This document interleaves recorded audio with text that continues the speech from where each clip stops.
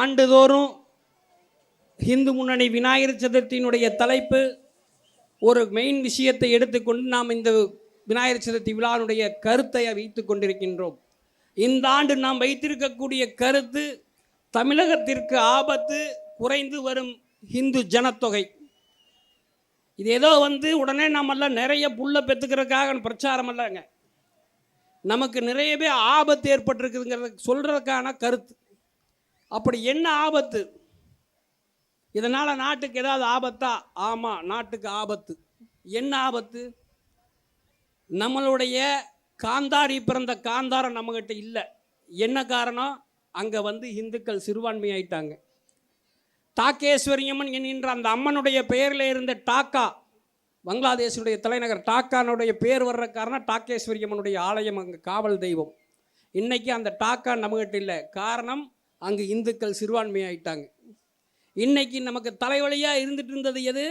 காஷ்மீர். அங்கே பயங்கரவாதம் தலை விரித்து ஆடி இந்துக்கள் தாக்கப்பட்டதற்கு காரணம் அங்கே இந்துக்கள் சிறுபான்மை. அப்போ இந்த நாட்டினுடைய பாதுகாப்புக்கு, நாட்டினுடைய ஒற்றுமைக்கு அத்தியாவசியமான தேவை என்ன? ஹிந்து பெரும்பான்மை. ஹிந்துனுடைய பெரும்பான்மை எங்கு குறைகின்றதோ அங்கு இந்த நாட்டிற்கு ஆபத்து.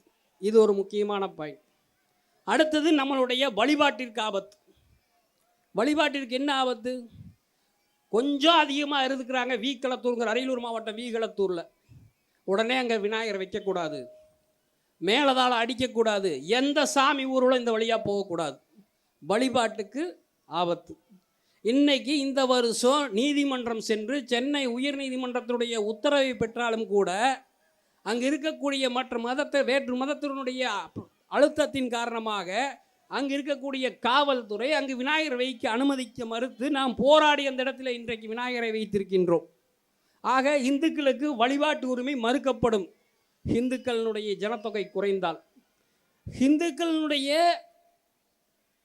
நம்மளுடைய உரிமைகள், பாரம்பரிய உரிமைகள் கூட மறுக்கப்படும். உதாரணத்துக்கு சொல்லணும்னு சொன்னால், நம்முடைய சவ ஊர்வலங்கள் நடந்துட்டு இருக்குது. அந்த சவ ஊர்வலங்கள் கூட நாங்கள் பெரும்பான்மையாக இருக்கிறோம், எங்கள் பகுதிக்கு வரக்கூடாதுன்னு சொல்லுவாங்க. அதுக்கு உதாரணம் சொல்லணும்னா தேனி மாவட்டம் முப்படி நாயக்கன்பட்டி.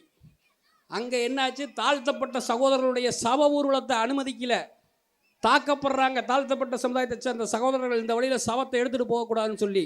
காரணம், அந்த குறிப்பிட்ட பகுதியில் இஸ்லாமியர்களுடைய எண்ணிக்கை ஜாஸ்தியாக இருந்ததுனால. சென்னை மாதவரம் மாதாபுரமாக மாற்ற முயற்சித்தாங்க பேரை. என்ன காரணம்? அங்கே கிறிஸ்தவனுடைய எண்ணிக்கை அதிகமானதுனால. இது மட்டுமல்ல, இன்னைக்கு என்ன சொல்கிறான்? பெண் சுதந்திரம்ங்கிறான். நம்ம ஏற்கனவே நம்ம மாநில செயலாளர் இது செந்தில் பேசினார் இல்லையா? சிரியாவில் பாட்டு, யூடியூப்பில் பாட்டு கேட்டதுக்காக ஒரு பெண்ணை கழுத்தெடுத்து கொண்டார்கள். ஏன்னா ஹராம், இசைங்கிறது ஹராம். பருதா போலிங்கிறதுக்காக ஒரு பெண்ணை கொன்னார்கள் என்று குறிப்பிட்டு சொன்னார். அப்போது எனது உடை எனது உரிமை, கேரளாவில் இந்த கம்யூனிஸ்ட்காரில் சேர்ந்து எனது உடை எனது உரிமைன்னு சொல்லிட்டு முத்தமெல்லாம் பப்ளிக்கில் கொடுத்துட்டு தெரிஞ்சானுங்களே, ஆம்பளை பொம்பளையில் கூப்பிட்டு வச்சுட்டு கலாச்சார சீர்கேடு நடத்தினாங்களே, அதெல்லாம் கூட நீ நடத்தினா கூட இந்த நாடு இந்து நாடாக இருந்தால் தான் முடியும். நீ சாமி இல்லைன்னு பேசணுன்னா கூட இந்த நாடு இந்து நாடாக இருந்தால் தான் பேச முடியும். மீறி நீ இது இஸ்லாமியர்கள் பெரும்பான்மை பகுதியில் இருக்க போய் பேசினீன்னா, கோட்டை மேட்டில் தீக்காக்கார பருக்குங்கிற ஒரு இஸ்லாமியர் தீக்கால இந்த ஒரே காரணத்துக்காக கொலை செய்யப்பட்டானே, அதுதான் இன்னைக்கு நடக்கும். தீக்காக்காரன் தன்னுடைய கருத்தை சொல்லணும்னா கூட இன்றைக்கு இந்த தேசத்தில் இந்துக்களினுடைய பெரும்பான்மை இருக்க வேண்டும். நீ ஜனநாயகத்தை பற்றி பேசுகிற, இன்னைக்கு மோடி என்னென்னமோ திட்டுற, ஜனநாயகம் இல்லைன்னு சொல்லிட்டு, உண்மையான ஜனநாயகவாதி அவர் தாங்கிறது வேற கருத்து. ஆனால் உனக்கு அந்த ஜனநாயகம் வேணும்னா கூட இந்த நாடு ஹிந்து நாடாக இருந்தால் தான் இன்னைக்கு ஜனநாயக நாடாக இருக்க முடியும். சரி, கல்வியில் நமக்கு வேலை வாய்ப்புலாம் நமக்கு உரிமை பறிபோகும். ஏன்னு சொன்னால், அவர்கள் சிறுபான்மை சிறப்பு சலுகையை பயன்படுத்தி எங்கெல்லாம் அவங்களுடைய இன்ஸ்டியூஷன் ஆரம்பிக்கிறாங்களோ அப்போ அவங்களுடைய மதத்தை சார்ந்தவர்களுக்கு எளிதான கல்வி கிடைக்கும், நமக்கு கிடைக்காது. அதே போல் நாளைக்கு இன்னைக்கு நமக்கு இதெல்லாம் சரிங்க, நீங்கள் எல்லாம் சொல்லிட்டீங்க, இதெல்லாம் எனக்கு என்னங்க பாதிக்க போகுது? நான் என்னங்க சௌரியமாக இருக்கிறேன், எனக்கு எந்த பிரச்சனையும் இல்லைங்க, எனக்கு என்னங்க, நான் 4 செவத்துக்குள்ள இருக்கிறேன்னு யாராவது நினச்சாங்கன்னா அதுக்கும் பயங்கரமான ஆப்பு வச்சுருக்காங்க. ஏற்கனவே காங்கிரஸ் பிரியில் இன்றைக்கி பரபரப்பாக ஓடிட்டு இருக்கக்கூடியது வக்ஃப் சட்டம். இந்த வக்ஃப் சட்டத்து பிரகாரம் நம்ம பாருங்கள், செரங்காட்டில் 3 நாள் கை மாறின வீடு, 3-4 தடவை கை மாறும்போது எதுவுமே சொல்லலை. அஞ்சாத ஒரு ஆள் விற்க போகும்போது இது வக்ஃப் வாரியத்துக்கு சொந்தமானதுங்க, பதிவு பண்ண முடியாது. சரி, வக்ஃப் வாரியத்துக்கு சொந்தமா பார்த்துடலாம், இந்த நாட்டில் நீதிமன்றம் இல்லையா, நீதி இல்லையா, அது இல்லையா, இது இல்லையான்னு கத்திட்டு நீதிமன்றம் போகலான்னு நினச்சிங்கன்னா போக முடியாது. ஏன்னா இருக்கக்கூடிய இப்போ தற்போதைய சட்டத்தின்படி நீங்கள் அதை அப்பீல் செய்ய வேண்டிய இடம் வக்ஃப் வாரியத்தில் தான், நீதிமன்றத்தில் கிடையாது. வக்ஃப் வாரியத்தில் போனீங்கன்னா தான் நீங்கள் இன்றைக்கி இது பண்ண முடியும். அப்போது நீங்கள் உங்களுடைய சொத்தை பாதுகாக்க வேண்டும் என்று சொன்னால் இந்துக்கள் பெரும்பான்மையாக இருக்கணும். இந்துக்கள் பெரும்பான்மையாக இருந்தால் மட்டும் பார்த்தாது, விழிப்புணர்வோடு இருக்கணும். சரி, அப்பா நம்ம மோடி ஐயா சட்டம் கொண்டு வர போகிறார், நமக்கெல்லாம் சந்தோஷம். ஆனால் இந்த சட்டம் வந்ததுக்கப்புறம் என்னாக போகுது? இந்தியாவில் 700 மாவட்டங்களில் 200 மாவட்டங்களில் முஸ்லீம் பெரும்பான்மை, பெரும்பாலான மாவட்டங்களில் முஸ்லீம்கள் கலெக்டர் இருக்கிறாங்க, கிறிஸ்தவர்கள் கலெக்டர் இருக்கிறாங்க. இப்போ இந்த சட்ட திருத்தம் வந்துருச்சுன்னு வச்சுக்கோங்க, நம்ம நீதிமன்றமெல்லாம் போய்க்கலாங்க, வக்ஃப் வாரியமெல்லாம் கிடையாது இனிமேல், அவ்வளோதான் அப்படின்னு நினச்சிங்கன்னா அதுக்கு அதில் ஒரு சின்ன இது இருக்குது. என்னது? இதையே வக்ஃபு சொத்தா இல்லையான்னு முடிவு பண்ணக்கூடியது யார்? அந்த மாவட்டத்தினுடைய கலெக்டருக்கு பவர் இருக்குது. அப்போ அந்த கலெக்டர் இந்த வேலைவாய்ப்பு, இடஒதுக்கீடு இதையெல்லாம் பயன்படுத்தி அவன் பெரும்பான்மையாக இருக்கக்கூடிய மாவட்டத்தில் அந்த கலெக்டர், ஒரு இஸ்லாமிய கலெக்டர் உட்காந்தா என்ன நடக்கும்? பாய், நம்ம பார்த்து வக்ஃபு தான் சேர்த்தி விடுங்க அப்படின்ட்டு போனான்னா கலெக்டர் சேர்த்தவ மாட்டார். ஏன்னா பெரும்பான்மையாக இருக்கக்கூடிய இடங்கள் அதான நடக்குது. அப்போது இந்துக்களுடைய தனிப்பட்ட சொத்துக்கு ஆபத்து. இன்னைக்கு இந்த தீக்காக்காரன் சொல்லிருக்கா எனது உணவு எனது உரிமைன்னு சொல்லிட்டு நடு ரோட்டில் பசுமாட்டை வெட்டி தட்டத்தில் வச்சு பீப் பிரியாணி சாப்பிட்டு விழா நடத்துகிறான். ஓகே, இது கூட இந்து மதம் இருந்தால் தான் ஏன் நடத்த முடியும்? நீ பசுமாட்டை கொண்டு பிரியாணி சாப்பிட முடியும்.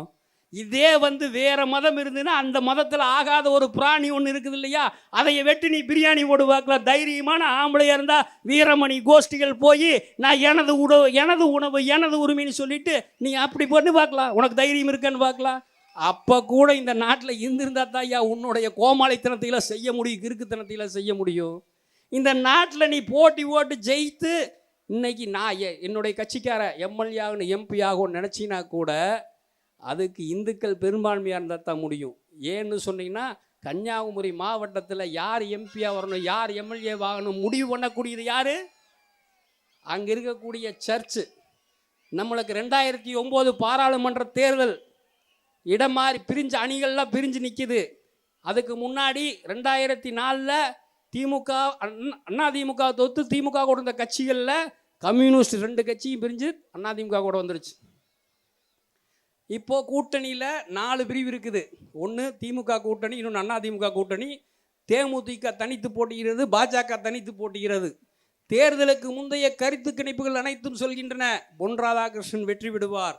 ஏனென்று சொன்னால் தேமுதிக சார்பிலே ஆஸ்டின் போட்டியிடுகிறார், காங்கிரஸ் திமுக சார்பிலே ஹெலன் டேவிட்சன் போட்டியிடுகிறார், இதனுடைய அதிமுக கூட்டணி சார்பில் இடது கம்யூனிஸ்ட் கட்சியினுடைய சிட்டிங் எம்பி பெல்லார்மின் போட்டியிடுகிறார். கிறிஸ்தவ ஓட்டு 3ஆக பிரித்துவிடும், இந்து ஓட்டினால் இவர் ஜெயித்துடுவார்னு பத்திரிகைகள் எழுதினாங்க. ஆனால் என்னாச்சு? ஒரு வாரத்துக்கு முன்னாடி சர்ச்சில் பெல் அடித்து கூட்டத்தை போட்டா, எல்லாம் ஒழுங்காக போய் நம்மளுடைய அந்நிய சோனியானுடைய ஆட்சியை நிறுவுவதற்காக ஹெலன் டேவிட்சனுக்கு ஓட்டு போடணும்னு சொன்னாங்க. சிட்டிங் எம்பியாக இருந்த பெல்லார்மின் போயிட்டார், டெபாசிட் கிடைக்கல. ஆஸ்டின் விஜயகாந்த் கட்சிக்காரரு டெபாசிட் கிடைக்கல. டெபாசிட் வாங்கின ஒரே ஆள் பொன் ராதாகிருஷ்ணன் ஐயா தான். ஜனநாயகம் இருக்கணும் என்று சொன்னால் கூட இந்துக்கள் பெரும்பான்மையாக இருந்தால்தான் முடியும். ஆகவே இந்துக்களுடைய ஜனத்தொகை குறையாமல் காப்பாற்ற வேண்டும் என்று சொன்னால் இந்துக்கள் ஒவ்வொரும் குறைந்தபட்சம் 2 குழந்தைகளாவது பெற்றுக்கொள்ள வேண்டும். அனைத்து மதத்தினருக்கும் குடும்ப கட்டுப்பாடானது பொதுவாக கொண்டு வர வேண்டும். பொது சிவில் சட்டம் இயற்றப்பட வேண்டும். 2 குழந்தைகளுக்கு மேல் பெற்றால் அரசு வேலை வாய்ப்பு கிடையாது, வாக்களிக்கும் உரிமை கிடையாது, தேர்தலில் நிற்க தடை போன்ற சட்டங்களை கொண்டு வர வேண்டும் என்று இந்த பொதுக்கூட்டத்தின் வாயிலாக கேட்டுக்கொண்டு எனது உரையை நிறைவு செய்கிறேன். நன்றி, வணக்கம். வெல்க பாரத அன்னை, வாழ்க பாரத மணி திருநாடு. ஜெய் ஹிந்த்.